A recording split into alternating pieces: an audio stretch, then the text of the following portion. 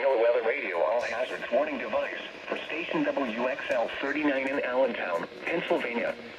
During potentially dangerous weather situations, specially built receivers are automatically activated to warn of the impending hazard. Tests of the signal are normally conducted by the National Weather Service in Mount Holly, New Jersey, every Wednesday between 11 a.m. and noon. If there is a threat of severe weather during the normal test time, the test will be postponed to the next good weather day. Reception in this broadcast, and especially the warning alarm tone, will vary at any given location. This variability, normally more noticeable at greater distances from the transmitter, can occur even though you are using a good quality receiver in perfect working order. The warning alarm tone will be activated for hazardous weather watches and warnings for the following counties in Pennsylvania: Berks, Bucks, Carmen, Lehigh, Monroe, Montgomery, Northampton, Pike, and Schuylkill.